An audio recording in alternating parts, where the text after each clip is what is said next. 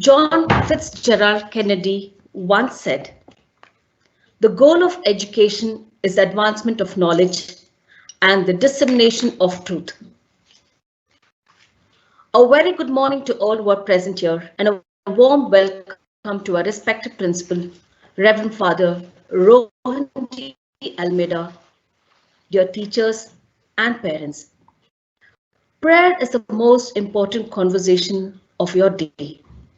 Take it to God before you take it to anyone else. I now call upon Ms. Samantha to lead us in prayer.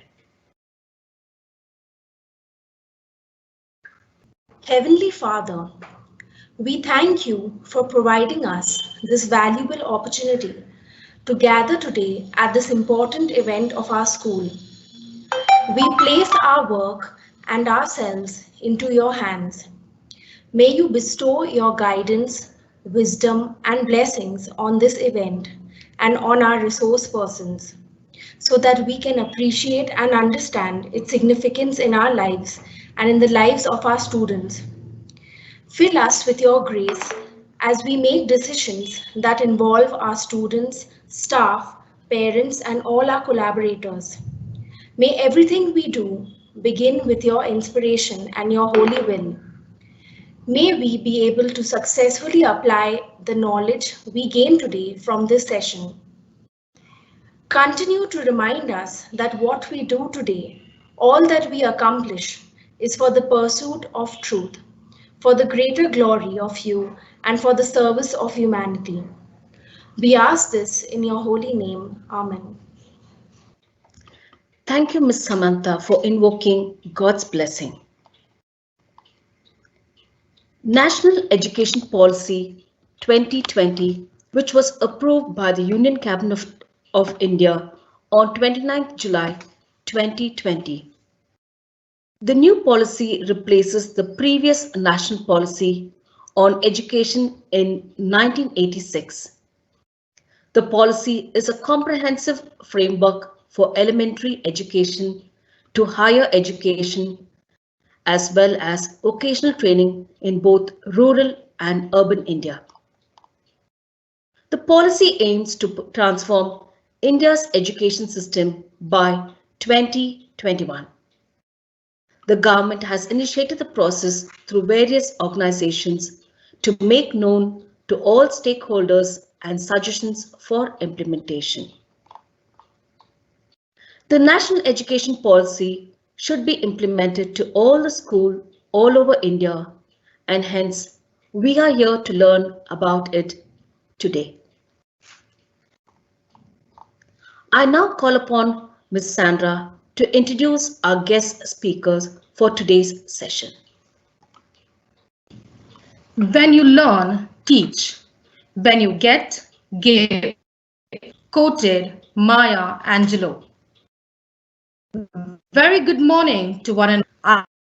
Sandra here, present Mrs. Deepa Anand and Mrs. Aarti Dinesh. Mrs. Deepa Anand is a graduate by qualification. She has been associated with the field of education for over 16 years now. She also holds a bachelor degree in education.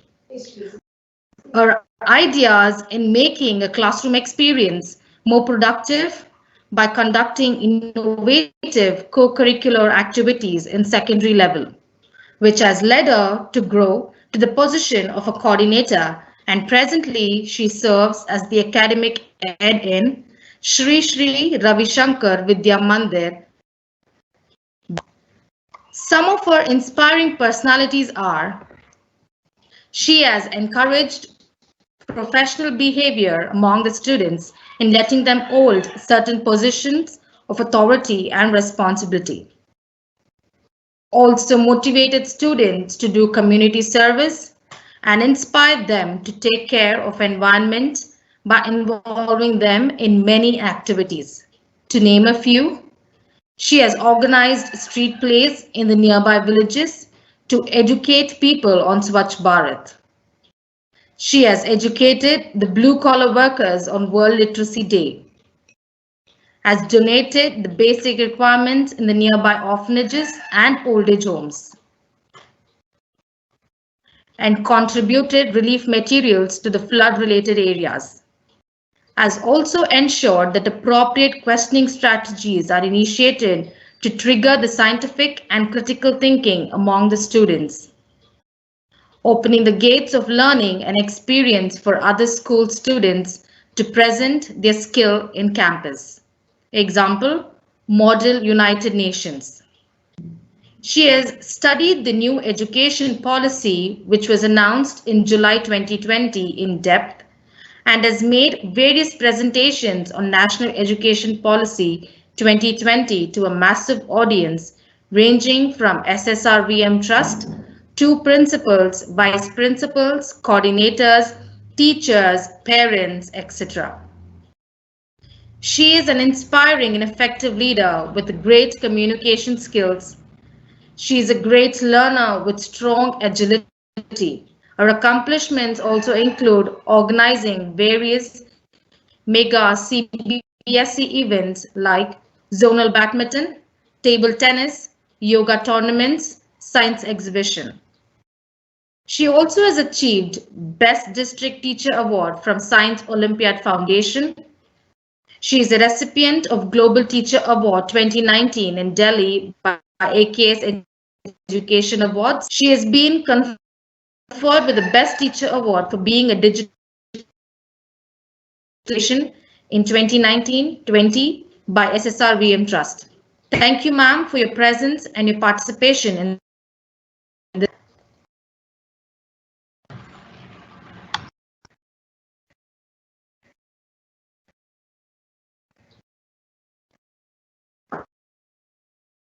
By closely studied the education system and also holds a bachelor degree in education. His passion for teaching and a noble thought to create a challenging, nurturing environment for students has led her to grow from a position of a pre-primary teacher to a primary teacher, then to a coordinator, and presently she serves Ravi Shankar Vidya Mandir. A dynamic personality, she has inculcated the latest technology into classroom education and encouraged students to implement, has facilitated meaningful group interaction,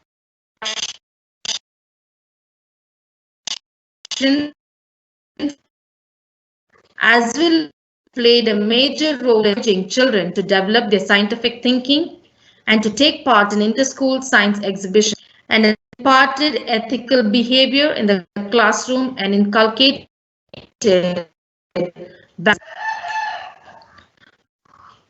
our innovative ideas include teaching methods by providing platform for hands-on activities, implemented life skills and health education in primary children by doing many activities.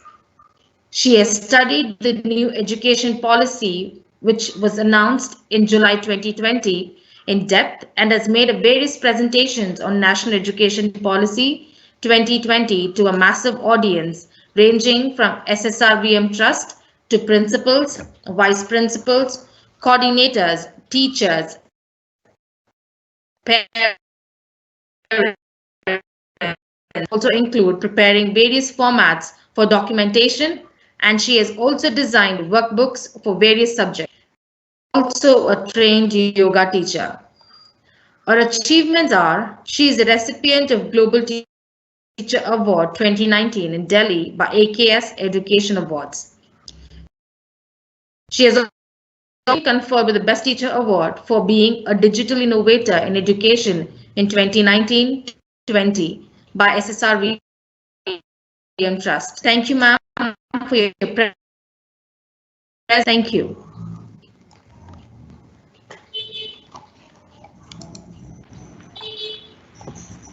Thank you, ma'am, for the profile reading. That was so kind of you. A very pleasant morning to Reverend Father Rohan, the principal of St. Joseph School, all the teachers and students who have gathered here for this webinar on NEP 2020. Thank you, Reverend Father Rohan, for arranging this webinar and giving us this opportunity to present before such an esteemed audience. I hope this session will throw light on the key areas which our National Education Policy 2020 focuses on. Let's start with the session. Just give me a minute to screen share.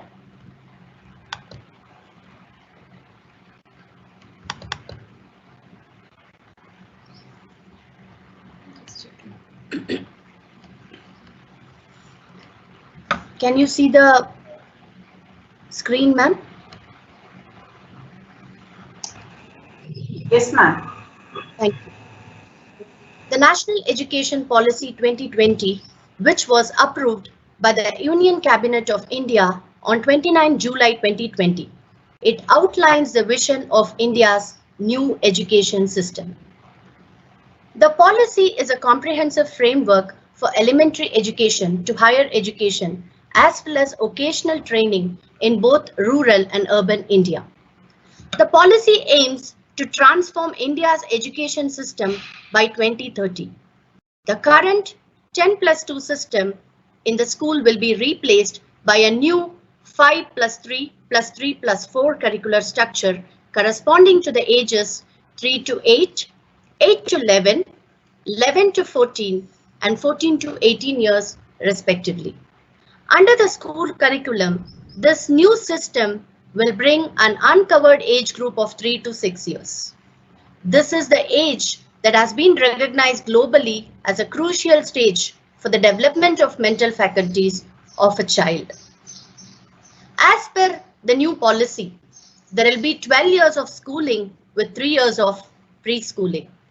The new policy emphasizes on foundational literacy and numeracy. There will be no rigid separation between academic streams, extracurricular, occasional streams in schools. As per the new education policy, the medium of instruction up to class 5 will be the mother tongue or a regional language wherever possible. The policy also gives a nod to the current 3-language formula to promote multilingualism, but mandates that no language will be imposed. How the 10+2 structure is replaced with a 5+3+3+4 model. It is implemented as follows. The first stage is the foundational stage. This foundational stage is divided into 2 parts. 3 years of preschool followed by classes 1 and 2 in primary school. This will cover ages 3 to 8 years. The focus of studies will be multi-level, play, and activity-based learning. Preparatory stage. Classes 3 to 5, which will cover the ages of 8 to 11 years. It will gradually introduce subjects like speaking, reading, writing, physical education, languages, art, science, and mathematics. Here the focus will be play, activity-based, and discovery-based, mainly interactive classroom learning. The main thrust of the curriculum in the early years will be to develop foundational literacy and numeracy skills. That is reading, writing, and mathematics. Besides, promoting curiosity, ethics, etiquettes, good behavior, and self-identity. The middle stage, classes 6 to 8, covering children between ages 11 and 14. It will introduce students to the more abstract concepts in subjects of mathematics, science, social science, arts, and humanities. Coming to the secondary stage, classes 9 to 12, covering the ages of 14 to 19 years. It is again subdivided into 2 parts. Classes 9 and 10 covering the first phase, while classes 11 and 12 covering the second phase. These 4 years of study are intended to inculcate multidisciplinary study, coupled with in-depth and critical thinking. Multiple options of subjects will be provided. Students at the senior secondary level will have the flexibility of choosing subjects across different streams as per their interest and inclination. Overall, the National Education Policy focuses on developing healthy attitude, good values, skills for critical thinking, communication, creativity, social and emotional development in children. Nurturing good relationships helps children become secure, confident, curious, and communicative. These relationships and interactions help children learn how to control their emotions and relate to others. It is definitely our responsibility to ensure child-friendly environment where each child is valued and respected, feels safe and secure. Let's come to the vision of National Education Policy 2020. The vision says, an education system rooted in Indian ethos that contributes directly to transforming India, that is Bharat, sustainably into an equitable and vibrant knowledge society by providing high quality education to all and thereby making India a global knowledge superpower. What are the fundamental principles of NEP? NEP 2020 aims at bringing out the unique capabilities of each student through joyful pedagogy. Education should be holistic, integrated, and multidisciplinary.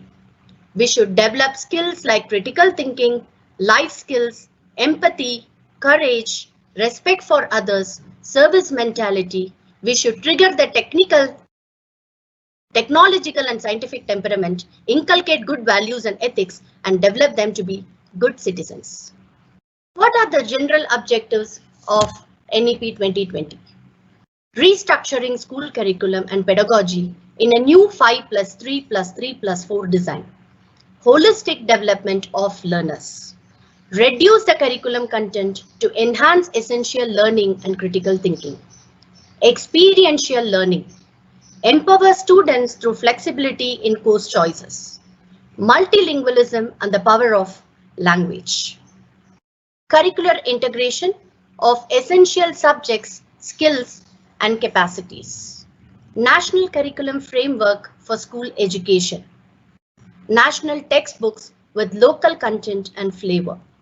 Transforming assessment for student development. Support for gifted students and students with special talents. What are the general I read about the general objectives. What are the objectives of the foundational and preparatory stage, which is covering classes from pre-primary to grade 5? The objectives are experiential, interactive, and joyful learning. Language development skills. The focus is on language development skills, numeracy development skills, cognitive development skills, physical and motor development skills, health and nutrition, social and emotional development skills, arts and cultural development, integrated and cross-curriculum, cooperative and collaborative learning, 360-degree assessment. Let's see one by one. The new education policy focuses on learning by doing, that is experiential learning. It emphasizes on providing critical importance to stimulation of the brain in the child's early years for healthy brain development and growth. This is the time where social and personal habits are formed quickly and foundation is laid for the child's all-round development in life.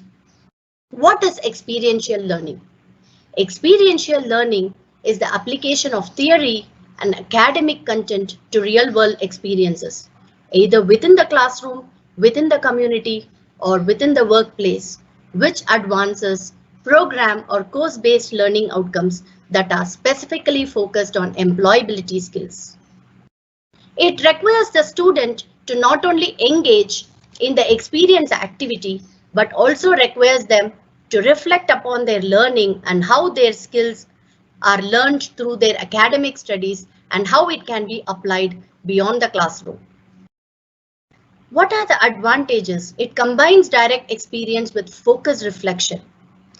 The learning builds on past knowledge and experiences, requires active involvement, encourages collaboration and exchange of ideas and perspectives. It can be course focused or in class, it can be community focused or work focused. Next, coming to the language development. Listening, speaking, reading, and writing are the 4 skills of language learning a set of 4 capabilities that allow an individual to comprehend and produce spoken language for proper and effective interpersonal communication. And we all know listening is one of the basic building blocks of language and communication, and it is very, very important in the early years. How the language development happens. Kids start listening and reacting to noises, sounds, and voices at a very young age. As a child grows, they learn to listen to different sounds and they know to discriminate between them. Eventually, children will develop the ability to detect, discriminate, and identify sounds and understand them in words and sentences. These skills are absolutely crucial for the development of speech, phonological awareness, and ultimately reading. The child's early literacy skills are more about listening and speaking rather than reading and writing. How can we develop the listening skills? The best way to encourage our child's speech and language development is to do a lot of talking. Always listen and talk to the children. When the child speaks, model good listening behavior. Always pause and make eye contact.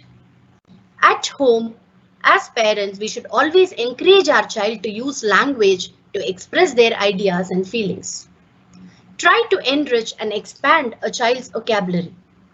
Engage the child in activities and games that require a child to listen to the instructions and follow them. Whole body listening. We often say that we hear through our ears, but we listen through the whole body.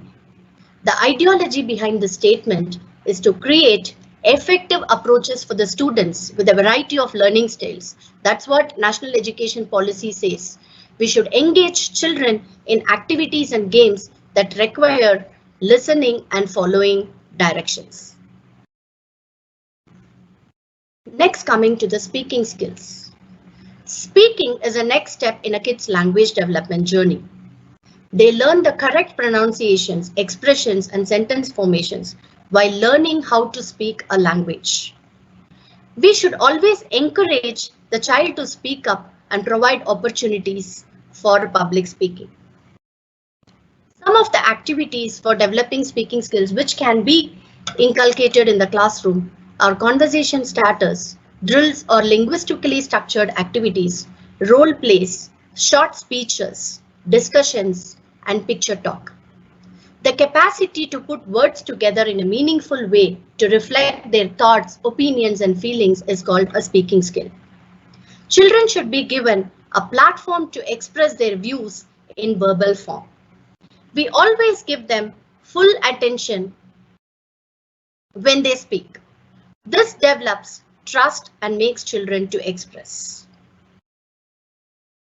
Reading skills. Read 1,000 books and your words will flow like a river. Exactly. Reading skill refers to the ability to understand written text. Fluency, decoding, and vocabulary development are needed to comprehend written material. For reading, one needs to be focused for a longer duration, and definitely it requires mental exercise. Reading improves our concentration power and focus. By developing the reading skills, the readers can diversify their field of knowledge, which provides them with a chance to participate in fruitful discussions and decision-making process. At home, always encourage the child to read our folk tales. Our Indian folk tales has a lot of values. By reading such stories, we develop the taste towards learning our Indian culture and tradition. So choosing right kind of stories are very important. Stories for pre-primary, stories with big pictures and small sentences can be chosen.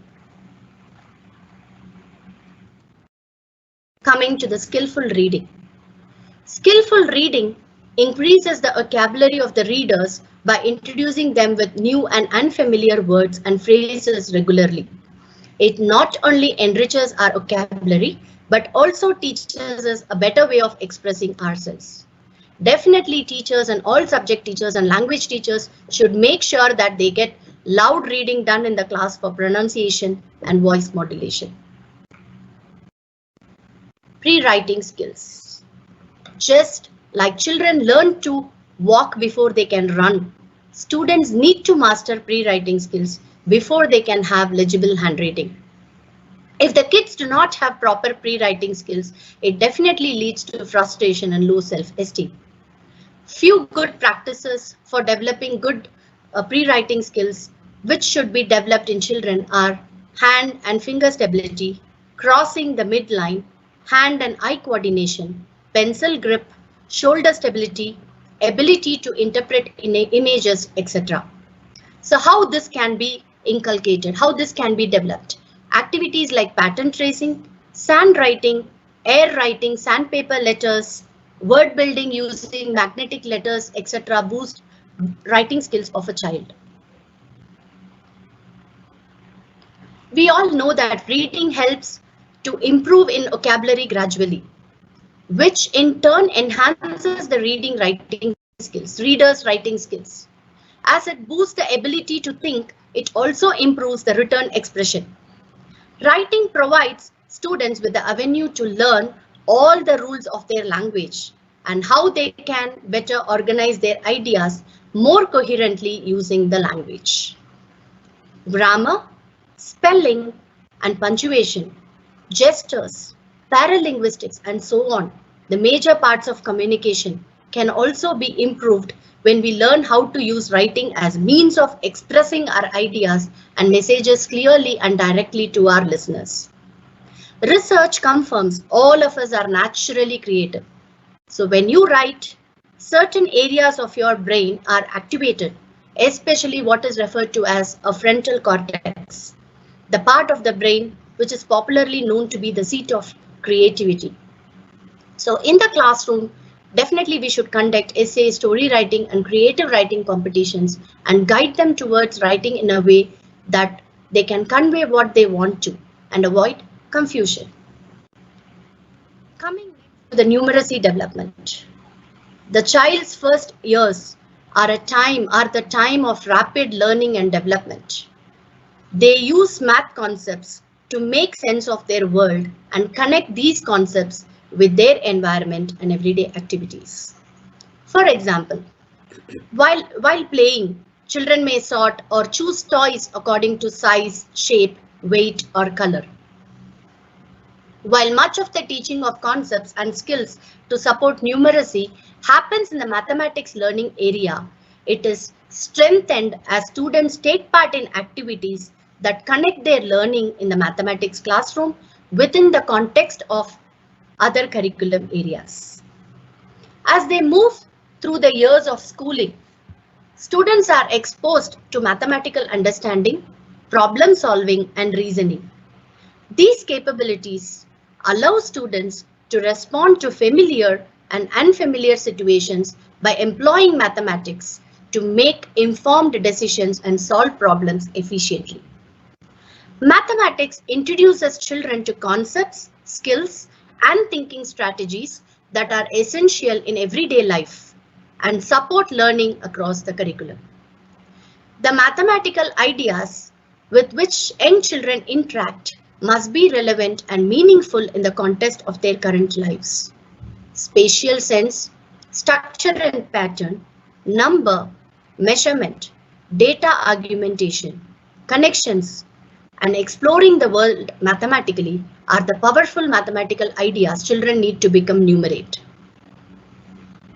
It helps children make sense of the numbers, patterns, and shapes they see in the world around them and makes a crucial contribution to their development as successful learners.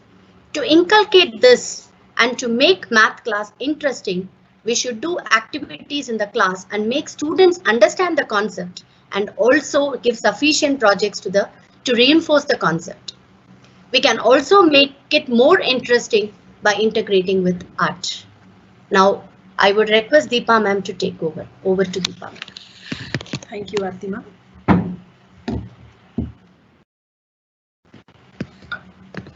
Next, coming to the cognitive skills. Learning in the cognitive domain needs to be Learning in the cognitive domain needs to be facilitated through development of their five senses and encouragement of the three E's, that is, exploration, experimentation, and inquiry based on child's prior knowledge and immediate context. Moving from the known to the unknown, from simple to complex, and from familiar to unfamiliar help children anchor their learning. Cognitive skill development in children involves the progressive building of learning skills such as attention, memory, and thinking.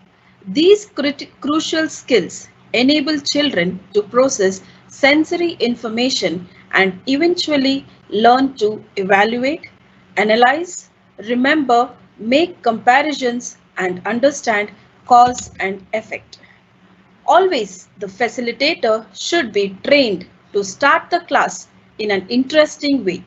They should use teaching aids to create curiosity and interest. Children should be encouraged to ask why questions and find answers through exploration. When they encourage children to ask questions, make predictions, offer explanations, they lend them to the kind of support that they need to become successful students, processing logical thinking and reasoning skills. Coming to the STEAM. What is the STEAM? STEAM is the abbreviation of science, technology, engineering, art, and math. It is an integrated approach to learning that encourages students to think more broadly about the given concept. When students engage in activities that combine different elements of STEAM, they experience guided inquiry in which they must ask thoughtful questions, discover answers, apply what they learn, and problem solve creatively. Many STEAM projects involve teamwork and thoughtful dialogue in which students exchange ideas and discuss ways to solve the problems. Through these activities, students learn how to divide up responsibilities, compromise, listen to, and encourage each other. STEAM projects require students to systematically think through problems, applying the information they learn along the way about technology and engineering to figure out the best solutions. STEAM projects give students a chance to engage in hands-on experiential learning. Students are often using different materials and tools in order to discover how something works, how to build it, and how to fix it. Now, coming to the very most important part, that is the physical and motor development skills. Physical skills, body and spatial awareness contribute to a child's personal and social development by enhancing confidence and self-esteem. Young children are active learners who enjoy learning through play and physical activities. Children of age group 3 to 8 should be given enough exposure to strengthen their fine motor skills and gross motor skills. Outdoor play activities involving larger muscle movements, running, jumping and hopping, climbing, rhythmic movement, throwing, catching, kicking and balancing. All these all these things help in the physical development of the child. At the same time, origami, cutting the paper with the help of scissors as per the traced pattern, transferring water from one glass to the other glass, etc. are the best activity examples of strengthening the fine motor skills. Both indoor and outdoor activity is essential for children to keep them active. Children of age group 8 to 11 are more involved in organized sports. outdoor activities, outdoor exercises and playground time is very important for their physical well-being and development. At this stage, children experience changes such as increase in body strength and dexterity through physical activities, improved coordination and reaction time, increase in large muscle coordination leading to success in organized sports and games, increase in small muscle coordination allowing them to learn complex craft skills, refinement of finger control and increased stamina. Being physically active is one of the most important steps to being healthy. Schools are an ideal setting for teaching students how to adopt and maintain a healthy, active lifestyle. Schools can help students learn how to be physically active for a lifetime. Participation in regular physical activity promotes normal growth and development by helping children build and maintain healthy bones, muscles, and joints. Why should schools provide physical activity programs? Students who are physically active get physical and mental health benefits. Comprehensive schools-based physical activity programs can help students meet most of their physical activity needs. School-based physical activity programs benefit communities as well as students and schools, may reduce anxiety and depression and promote positive mental health. Coming to the healthy nutrition, it is rightly said that what one eats reflects through his or her body and behavior. A healthy food has ability to create a wonderful mind. Keeping this aspect in mind, certain activities like Nutrition Week and special assemblies can be conducted in schools to emphasize on good and nutritive eating habits. Schools play an important role in helping students establish healthy eating behaviors. Consistent and accurate messages about good nutrition should be given to students. Ways to learn about and practice healthy eating. Nutrition education is a vital part of a comprehensive health education program and empowers children with knowledge and skills to make healthy food choices.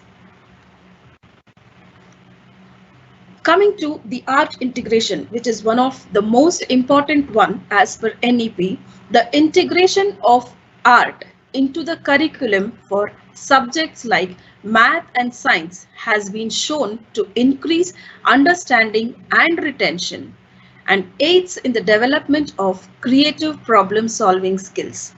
The art integration concept introduces tactics that teachers have known for a long time. It brings creativity into the classroom and keeps students engaged.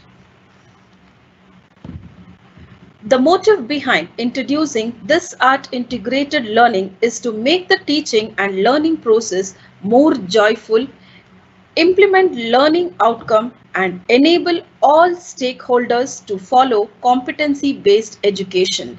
This is one of the most important aspect of NEP, that is competency-based education can be implemented only through innovative and joyful experiential pedagogies such as art integrated and sport integrated learning, storytelling, etc., which promote reflection, critical thinking, creativity, initiation, self-direction, and other 21st century skills. All this is done to make students 21st century ready citizens by empowering them with the competencies to understand, analyze, evaluate, interpret, and innovate various real life situations that they require to face in the world outside the classroom or an environment beyond their school and home. As a part of this art education, the Indian government has introduced with Ek Bharat Shresth Bharat program. Ek Bharat Shresth Bharat campaign has been launched to promote cultural unity among various states in the country. CBSE has paired two different states as per which Karnataka has been paired with Uttarakhand. The objective of this program is to showcase the rich culture and heritage of the states, thereby enhancing the understanding and bonding between the states. Coming to cooperative learning. What is this cooperative learning? Cooperative learning changes students' and teachers' role in classroom. The ownership of teaching and learning is shared by groups of students and is no longer the sole responsibility of the teacher. The authority of setting goals as assessing learning and facilitating learning is shared by all. Students have more opportunities to actively participate in their learning, question and challenge each other, share and discuss their ideas, and internalize their learning. Along with improving academic learning, cooperative learning helps students engage in thoughtful discourse and examine different perspectives, and it has been proven to increase students' self-esteem, motivation, and empathy. When implemented well, cooperative learning encourages achievement, student discussion, active learning, student confidence and motivation. The skills students develop while collaborating with others are different from the skills students develop while working independently. Cooperative learning is where the teacher facilitator divides students into groups and they ask each other questions, research on the given topic, and learn from each other, while the teacher gives a proper direction to such discussions. This type of learning is easily blended with multidisciplinary type of teaching learning method. Coming to the social, emotional, ethical values. The aim of education in ancient India was not just the acquisition of knowledge, but it was preparation for life in this world. National Education Policy 2020 is based on the principle that education must develop not only the foundational and cognitive capacities but also social, ethical, and emotional capacities. Science tells us that the development of brain depends not only on the health, nutrition, and quality of care, but also on the quality of social environment a child grows up in. Social emotional learning is the process of developing and using social and emotional skills. It's the skill set we use to cope with feelings, set goals, make, get along with, and feel empathy for others. Students with strong social emotional skills are better equipped to manage daily challenges, build positive relationships, and make informed decisions. Key areas to be developed are self-awareness, like identifying emotions, recognizing strengths and needs, and developing a growth mindset, self-management, like managing emotions, controlling impulses, and setting goals.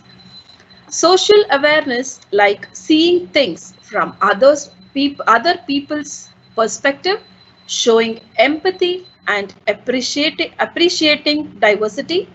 Relationship skills like communication, cooperation, and conflict resolution. Responsible decision making, including thinking about the consequence of personal behavior.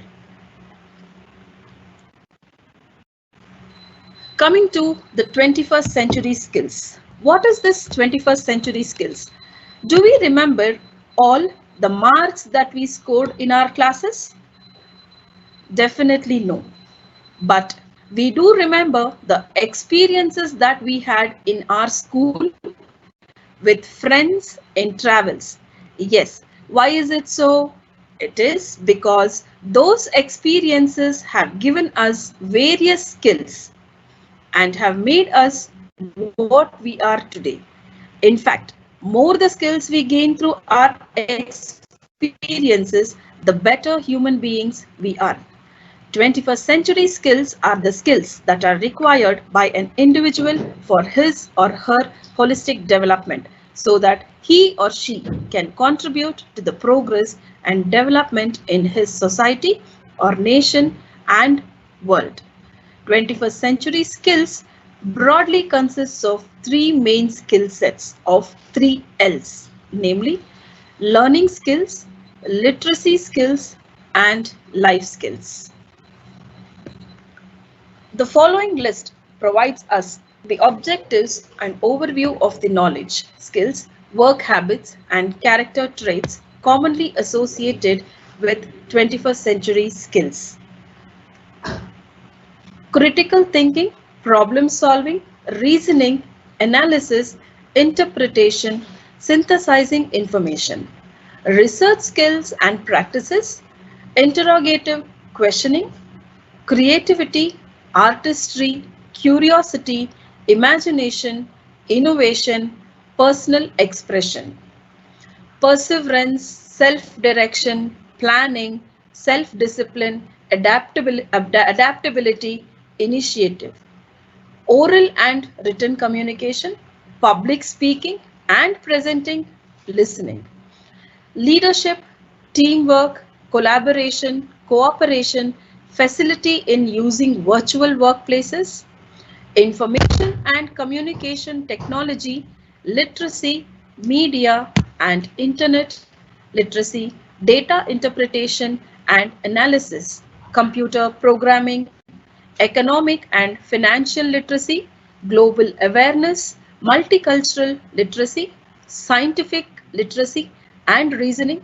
environmental and conservation literacy, ecosystem understanding, and many, many, many more. Coming to the assessment part. Assessment. What is this assessment? Students will have a 360 as per NEP policies. Students will have a 360-degree holistic assessment with the help of NEP 2020. NEP focuses on social behavior, emotional behavior, as well as ethics. Equal weightage is given to all these aspects and academics. In fact, it makes us re-examine the very purpose of going to school.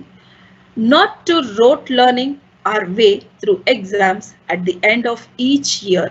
Rather, it is to learn about the world around us, to imbibe a lifelong love of learning, to acquire 21st century skills and competencies, and for success in their life and career, but also make them independent minded, capable, compassionate, well rounded, and self aware individuals. This shift in approach will be reflected in the report card, which will be a 360-degree holistic multi-dimensional report card that will cover a student's progress across all domains: cognitive, affective, socio-dimensional, and psychomotor domains. At the same time, we do have different types of assessments. There are teacher assessment, self-assessment, and peer assessment. Child will have self-assessment and teacher assessment and peer assessment too. Assessments should be motivating for children. Self-assessment is one such platform. Children can assess their strengths and challenges and take responsibility of their own learning. It helps children to become lifelong learners as it focuses on their efforts, reflecting on their own learning. We have to assess by creating rubrics. So, what is a rubric? A rubric is a scoring scale used to assess the student's performance along a specific set of criteria. How do we assess them? One of the most effective and simplest way to assess children is to use rubrics that clearly describes what we can expect. Observations are done based on the rubrics given. Rubrics are created based on the learning outcome. It helps in identifying the strengths or weakness of the child, which in turn helps to focus on working on the areas of improvement. It also helps teachers to assess whether the expected learning outcome is achieved and do changes accordingly to suit the child's learning style.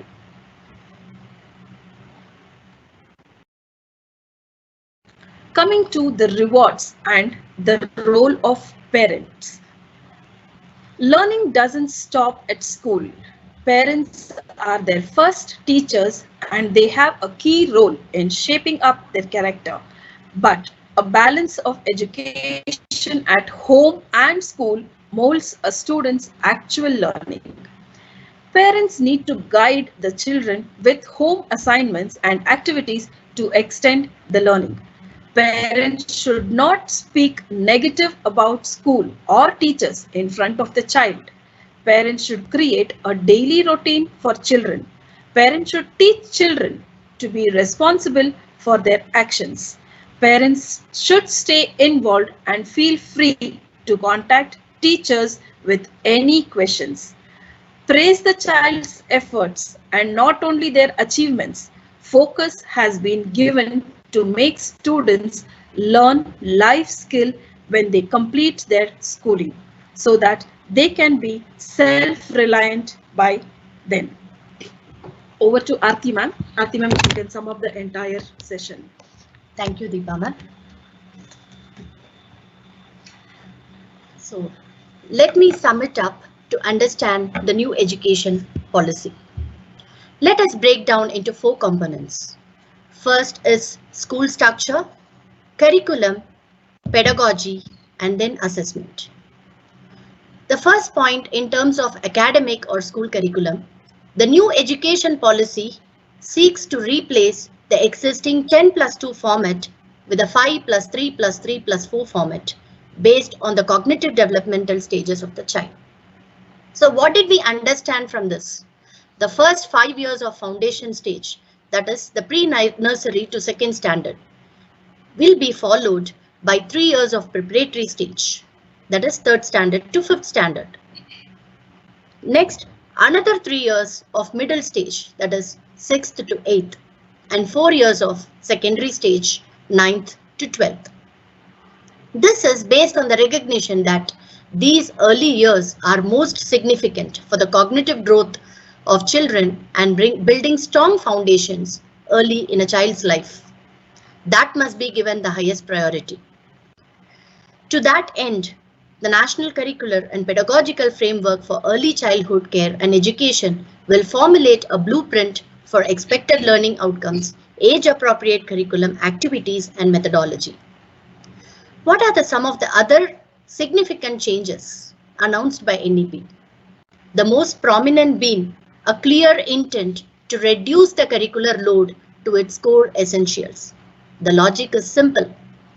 Reduce the burden of the curriculum and increase the scope and depth of learning. The new policy takes pains to emphasize that for learning to be permanent and lifelong, it should definitely be joyful and student-driven, and also age-appropriate. While early education will be play activity-based, in the preparatory stage, it prescribes more formal yet interactive classroom teaching with the discovery and learning by doing approach, which is nothing but experiential learning. So in order to actualize its vision of a purposeful competency-based education, NEP seeks to de-emphasize exams. Coming again, let me highlight this point to de-emphasize exams and recommends ongoing formative assessments for measuring learning outcomes over one-time summative assessments. Another recommendation is to conduct formal standardized school assessments at the end of grades 3, 5 and 8 for tracking learning progress at key stages rather than just at the end, as well as for course correction if required. All assessments, whether it is going to be a formative assessment or a key stage assessment or the board assessment, NEP is telling us to focus on testing not the information or the factual knowledge, but the core concepts, higher order thinking skills, and the application of knowledge. So the new structure will just promote not just the assessment of learning, but also the assessment as learning and assessment for learning.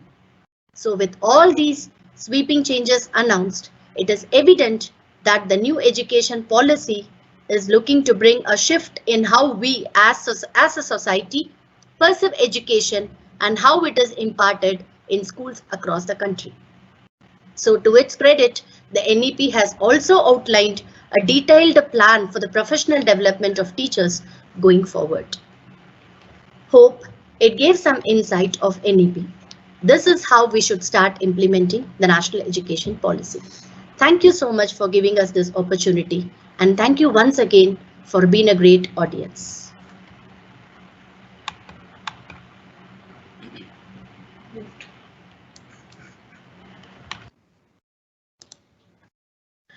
Thank you, Mrs. Aarti Dinesh and Mrs. Deepa Anand, for imparting awareness on National Education Policy 2020. And it was indeed informative. Now, having come to the end of the session, may I now call upon Ms. Avila to propose the vote of thanks.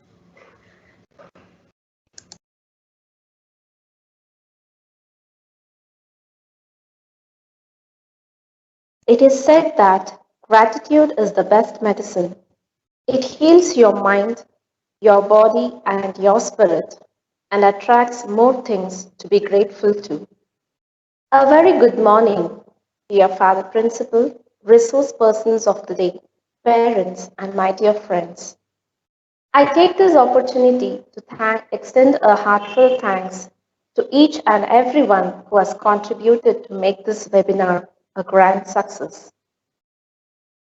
First and foremost, we remain grateful to the Almighty for the gift of this day and for the success of this webinar. Our special thanks to our chief guests and resource persons, Ms. Aarti Dinesh and Ms. Deepa Anand, for having enlightened us with your vast knowledge and wisdom. It is indeed enriching to have you with us today. Thank you, ma'am. We always have Father Rohan de Almeida, our beloved and very dedicated principal, as a strong pillar of support. Thank you, dear Father, for your support and guidance in our every step of life. This webinar has been the fruit of the hard work of many individuals. We have been fortunate enough to be backed by a team of very motivated and dedicated colleagues who know their job and who are result oriented. As such, my sincere gratitude to Ms. Reena and Ms. Supriya for coordinating this webinar. I also extend my thanks to Ms. Ratna for being a wonderful MC, Ms. Samantha for invoking God's presence amidst us, and Ms. Sandra for introducing the guest speakers of the day. A special thanks to the technical committee, Ms. Rani, Ms. Yashashwini, and Ms. Akshata for their unflinching support and coordination in the organization of this event. A special thanks to all of you, dear parents, for your active participation and for showing your interest in the webinar. I once again thank everyone for making this webinar a successful event. I would like to end this webinar with a famous quote by Albert Einstein. Education is not the learning of facts, but the training of the mind to think. I hope this webinar would surely help all the stakeholders to follow and implement NEP for the betterment of the students' holistic development. Thank you all for your patient listening. You can now sign off from this webinar. Have a fabulous day.